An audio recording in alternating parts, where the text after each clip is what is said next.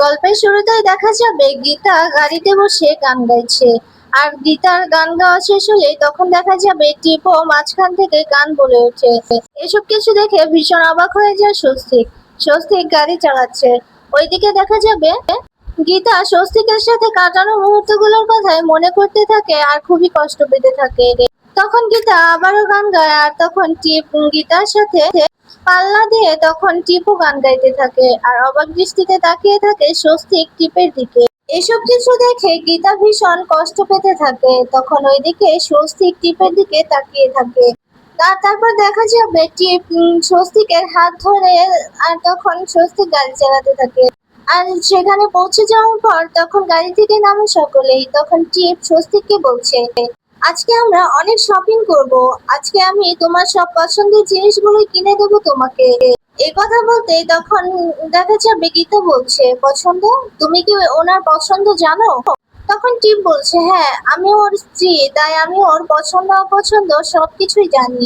তখন গীতা বলছে, না তুমি জানো না, উনি আমার স্বস্তিক বাবু, তাই ওনার কি কি পছন্দ সেই সবকিছু আমি জানি। তখন টিপ বলছে, দেখো গীতা বেশি বাড়াবাড়ি করো না, আমরা কিন্তু একটা বাজি ধরেছি। তখন গীতা বলছে, হ্যাঁ এই বাজিটা আমি জিতবো, চলো এবার যাওয়া যাক। ওইদিকে দেখা যাবে মেহেক অনেক কষ্ট পেতে থাকে। আর তখন সেখানে অঙ্কিত চলে আসে। অঙ্কিত এসে মেহেককে বলছে, কি ব্যাপার, তুমি এত চিন্তা কেন করছো? তখন মেহেক বলছে, তুমি দেখো না কি হচ্ছে এই বাড়িতে, আমি তো কিছুই বুঝতে পারছি না। গীতা বৌদি যদি এই বাজিটা হেরে যায় তাহলে কি হবে বলো তো? বাবা ভীষণ কষ্ট পাবে। এই বাড়ির ছোট ছেলে আমার দাদা ভাই, এবারে বড় ছেলে ব্যবসার কাজে বাহিরে গেছে আর ছোট ছেলে নিখোঁজ। নিখোঁজ হওয়ার পর যখন আমরা আমার ছোট ভাইকে খুঁজে পেলাম, তারপর দেখা যাবে ও নিজের একটা পরিচয় অন্যটা দিয়েছে। কিন্তু আমরা জানি, দেখো কত মিল, আমার ছোটদা ভাইয়ের সাথে অনেক মিল আছে সঞ্জয়ের। আর সেই আমার ছোটদা ভাই। এই কথা শুনে তখন অঙ্কিত বলছে, হ্যাঁ সে তো আমাদের ছোটদা ভাই, কিন্তু প্রমাণ তো করতে হবে। যদি স্মৃতি ফিরে না আসে তাহলে তো আমরা কিছুই করতে পারবো না। আর গীতা বৌদির উপর আমার ভরসা আছে, আমি জানি গীতা বৌদি প্রমাণ করতে পারবে।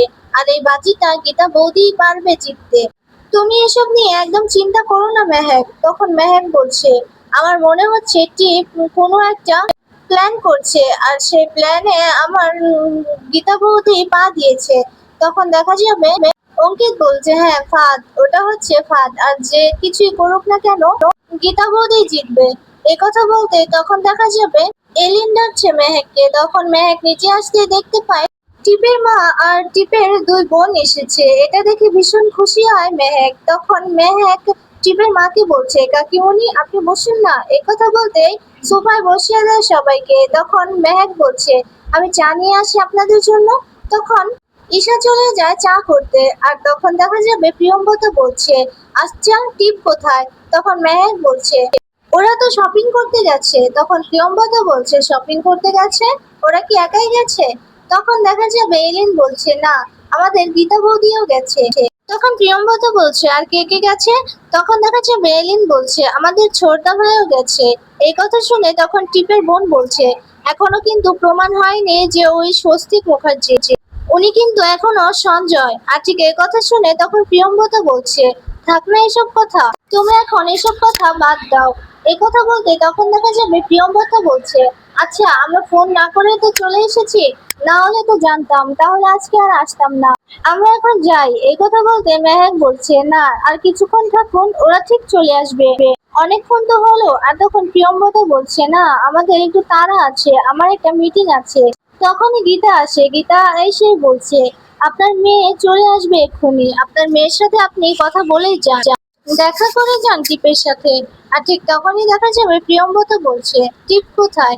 তখন গীতা বলছে, ওরা চলে এসেছে, ওরা একটু বাদে ঘরে আসবে। এই কথা বলতে তখন প্রিয়ম্বত বলছে, তুমিও গিয়েছিলে ওদের সাথে? তখন গীতা বলছে, হ্যাঁ আমিও শপিং করতে গিয়েছিলাম। তখন দেখা যাবে টিপের এক বোন বলছে, হ্যাঁ কাবাবের হাড্ডি হতে গিয়েছিলে। তখন দেখা যাবে এই কথা বলতে প্রিয়ম্বত বলছে, তুমি একটু চুপ থাকবে, এভাবে কেন কথা বলছো ওর সাথে?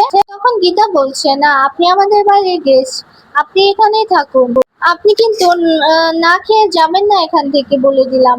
এই কথা বলতে তখন প্রিয়ম্বত বলছে, না, আমি তো বললাম আমার তাড়া আছে। তখন গীতা বলছে, না দেখুন, আপনি আমাকে আমার জীবনটা ভিক্ষে দিয়েছেন, আমার জীবন বাঁচিয়েছেন আপনি।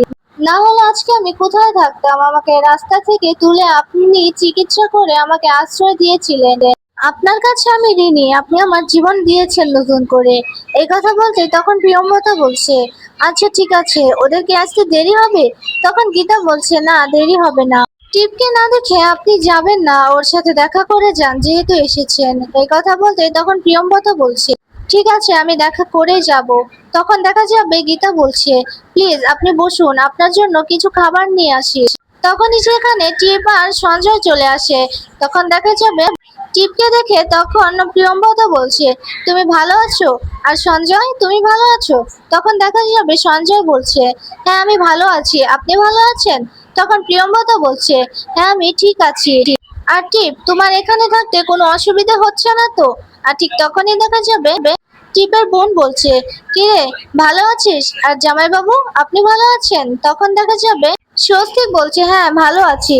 আর ঠিক তখনই দেখা যাবে গীতা বলছে, আমি শপিং করে নিয়ে এসেছি, আর আমি স্বস্তিক বাবুর যা যা পছন্দ আমি তাই তাই নিয়ে এসেছি। তখন টিপ বলছে, হ্যাঁ আমিও সঞ্জয়ের পছন্দের জিনিসই নিয়ে এসেছি। তখন দেখা যাবে গীতা বলছে, আমি বাড়ির সকলের জন্য এই জিনিসপত্র কিনে এনেছি। তখন প্রিয়ম্বতা বলছে, হ্যাঁ এই তো এর জন্যই কিন্তু তোমার আর ওর মধ্যে অনেক পার্থক্য টিপ, বুঝলে? তুমি সারাটা জীবন শুধু নিজের কথাই ভেবে এসেছো, অন্যের কথা তো ভাবলেই না। যদি ভাবতে তাহলে আজকে এই দিন দেখতে হতো না। তখনই সেখানে গিনি চলে আসে। গিনি এসে বলছে, আপনি না টিপের মা? তখন এ কথা শুনে প্রিয়ম্বতা বলছে, হ্যাঁ আমি টিপের মা। তখন গিনি বলছে, আপনি মা হয়ে কি করে অন্য একটা মেয়ের সাপোর্ট করেন, অন্য একটা মেয়েকে প্রশ্রয় দেন, অন্য একটা মেয়ের ভালো চান? ওই গীতার ভালো চান আপনি, নিজের মেয়ের ভালো না চেয়ে। আচ্ছা, এটা কেন? আর তখনই দেখা যাবে গীতা বলছে, দিদি তুই এখানে এসে কথা বলবি না, এটা আমাদের ব্যাপার, আর এটা আমাদেরকে মিটিয়ে নিতে দে। তখন টিপ বলছে, হ্যাঁ উনি আমার মা, তবে সো কল মা। এই কথা শুনে সকলে অনেক অবাক হয়ে যায়। তখন গিনি বলছে, সো কল মা মানে?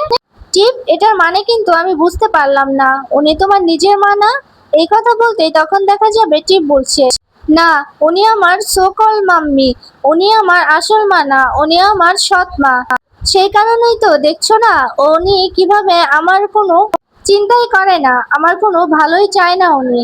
এই কথা বলতে তখন দেখা যাবে গীতা বলছে, টিপ চুপ করো, একদম চুপ করো, এটা আমাদের বাড়ি, তাই আমি চাই না আমাদের কোনো গেস্টকে অপমান করো তুমি। তখন গিনি বলছে, কেন রে গীতা, কেন? তোর এত গায়ে কেন লাগছে? ওরা দুজন কথা বলছে, তাই তুই ওদের মাঝখানে কথা বলতে পারিস না। তখন দেখা যাবে টিপ বলছে, সারাটা জীবন আমার মাম্মি, আমার সকল মাম্মি শুধু নিজের চিন্তাটাই করেছে, আমাকে কোনোদিনও ভালোবাসিনি। সারাটা জীবন অন্যের চিন্তাও করেছি তিনি, শুধুমাত্র আমার চিন্তা বাদে। এই কথা শুনে প্রিয়ম্বতা বলছে, তুমি কি আমাকে এখন অপমান করবে নাকি? এতগুলো মানুষের সামনে তুমি আমাকে অপমান করছো টিপ। তখন স্বস্তিক বলছে, টিপ এবার একটু থামো না, এবার চুপ করো, এসব নিয়ে আর কথা বলো না। তখন টিপ বলছে, কেন চুপ করবো বলো তো সঞ্জয়? কেন চুপ করব? আমাকে বলতে দাও, কারণ আমার যা বলার আছে আমি বলে দিতে চাই। সবার তো এটা জানা উচিত। আর এই যে এই মহিলাটা এই যে গীতাকে আশ্রয় দিয়ে এখন আমার সর্বনাশটাই তো করলো। এই কথা শুনে তখন টিপের বোন বলছে, হ্যাঁ টিপ তো কোনো মিথ্যে কথা বলেনি, টিপ তো একদম সত্যি কথাই বলছে। তখন টিপের আরেক বোন বলছে, মা অনেক হয়েছে, এবার চলো বাড়ি চলো, এভাবে এখানে দাঁড়িয়ে অপমানিত হওয়ার কোনো মানেই হয় না।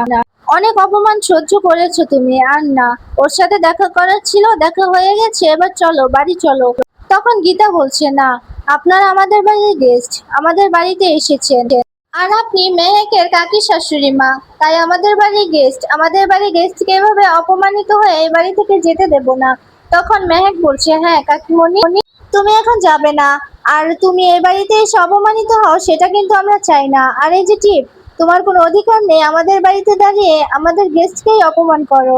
তখন গিনি বলছে, শোনো ওনারা মা মেয়ের মধ্যে কথা বলছে, তোমরা কিন্তু এর মধ্যে কথা বলতে পারো না মেহেক। এই কথা শুনে তখন টিপ বলছে, গীতার তো সব বিষয়েই ঢুকে পড়ার স্বভাব আছে, আমাদের বাড়িতে থেকেছে, আমাদের বাড়িতে আশ্রিতা হয়ে থেকেছে, আর এখন আমাকেই কথা শোনাচ্ছে। তখন দেখা যাবে গীতা বলছে, কি বলছো তুমি টিপ? তোমার মাম্মি আমাকে ঠিকই তোমাদের বাড়িতে আশ্রয় দিয়েছে, সেই কারণে আমি অনেক কৃতজ্ঞতা জানাই তোমার মাম্মিকে, কিন্তু তুমি আমাকে কথা শোনাতে পারো না। তখন প্রিয়ম্বদা বলছে, আচ্ছা এখন এসব বাদ দাও গীতা, তোমরা তো শপিং করে এনেছো। তখন কথা বলতে গিনি বলছে, টিপ তোমরা শপিং করে এনেছো না, সেই শপিং গুলো দেখাও।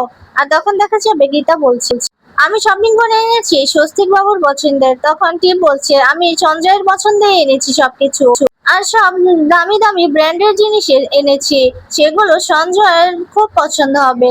তখন দেখা যাবে গীতা বলছে, আমি হয়তো তোমার মতো এত দামি দামি ব্র্যান্ডের কিছু আনতে পারিনি, কিন্তু আমার যতটুকু সাধ্য আছে ততটুকুর মধ্যেই আমি এনেছি, তবে স্বস্তিক বাবুর পছন্দ মতোই আমি এনেছি সব। তখন অঙ্কিত বলছে, গীতা বৌদি শুধু কি ছোটদা ভাইয়ের জন্য এনেছো নাকি, আমাদের জন্য কিছু আনোনি? এই কথা শুনে তখন গীতা বলছে, হ্যাঁ আমি সবার জন্য এনেছি।